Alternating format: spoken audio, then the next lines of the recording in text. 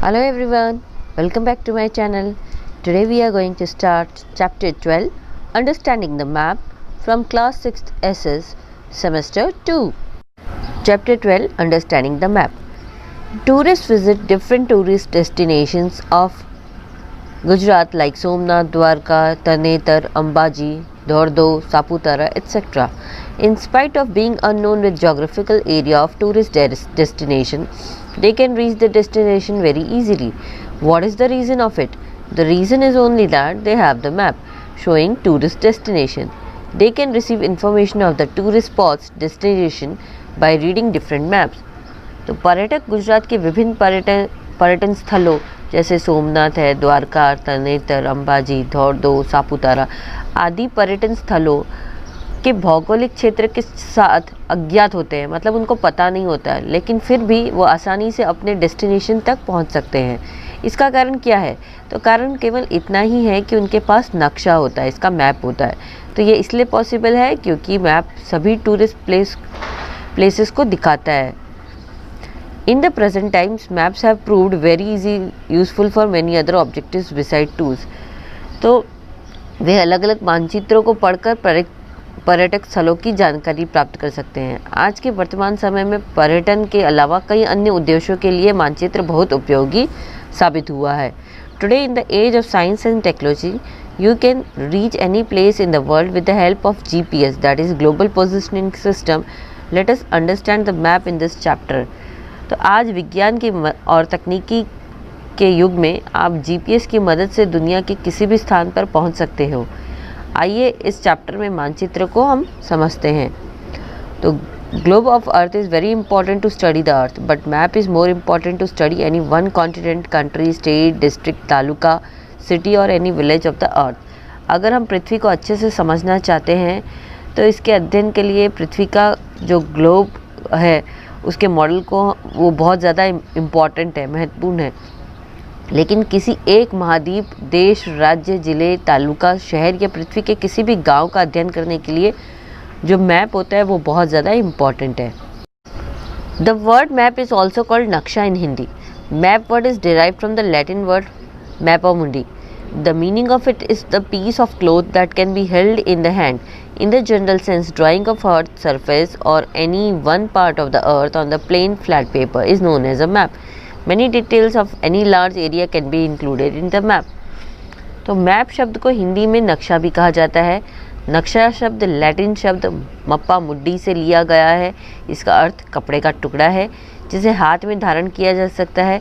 पृथ्वी की सतह के सामान्य अर्थ में यह समतल सपाट कागज़ पर पृथ्वी के किसी एक हिस्से को मानचित्र के रूप में जाना जाता है। किसी भी बड़े क्षेत्र के कई डिटेल्स मैप में शामिल किए जा सकते हैं। The next is atlas map. An atlas is a collection of map showing various details of the earth और its larger part. It contains political, administrative, natural and cultural details. Complete details of any concerned region can be known by map. Map shows important details of various regions like physical details, mountains, plateaus, plain, river, lake, etc.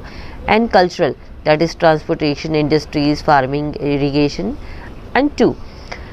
Atlas मानचित्रों का एक संग्रह है जो पृथ्वी या उसके बड़े हिस्से के विभिन्न डिटेल्स को दर्शाता है।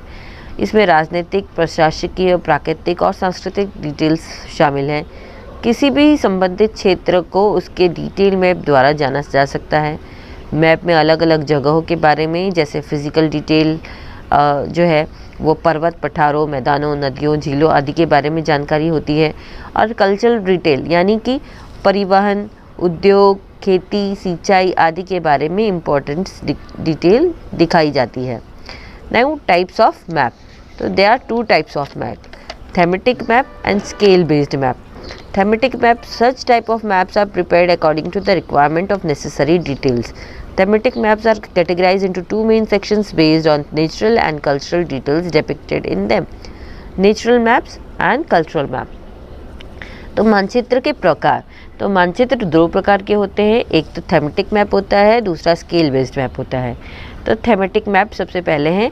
इस तरह के मैप ज़रूरत के अनुसार तैयार किए जाते हैं और इसमें सभी ज़रूरी डिटेल्स दी जाती है। थीमेटिक मैप्स को दो मुख्य वर्गों में बांटा गया है, एक तो नेचुरल मैप और दूसरा है cultural map. Next is scale based map. Map that shows physical detail is called scale-based map.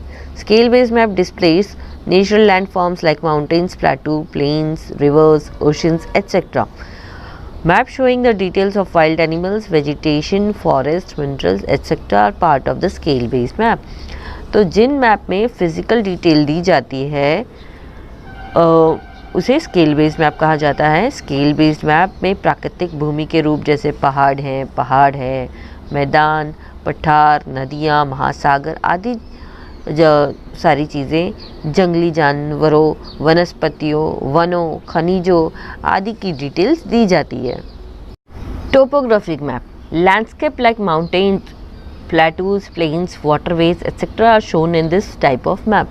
तो पहाड़, पठार, मैदान, जल मार्ग आदि जैसे लैंडस्केप इस प्रकार के मानचित्र में दिखाए जाते हैं। Next is climate map. This map focuses on the details of climate, temperature, rainfall, winds, etc. Climate map यानी ये मानचित्र जलवायु, तापमान, वर्षा, हवाओं और आदि के बारे में डिटेल्स में फोकस करता है। Next is astronomical map. Information about celestial bodies like planets, satellites, galaxies, stars, etc. are shown in astronomical maps. तो एस्ट्रोनॉमिकल मैप में ग्रहों, उपग्रहों, आकाशगंगाओं जैसे खगोलीय पिंडों की जानकारी, तारे, तारामंडल आदि को खगोलीय मानचित्र में दिखाया जाता है।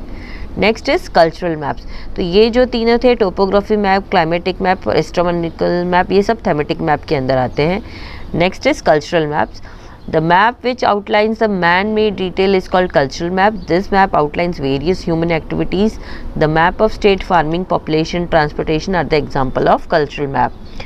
तो वो मैप जिसमें man-made details दिखाई है उसे सांस्कृतिक मानचित्र कहा जाता है। ये मानचित्र विभिन्न मानवीय गतिविधियों को रेखांकित करता है, जैसे राज्य, खेती, जनसंख्या, परिवहन, इन सब के जो नक्शे होते हैं वो सांस्कृतिक मानचित्र के उदाहरण हैं।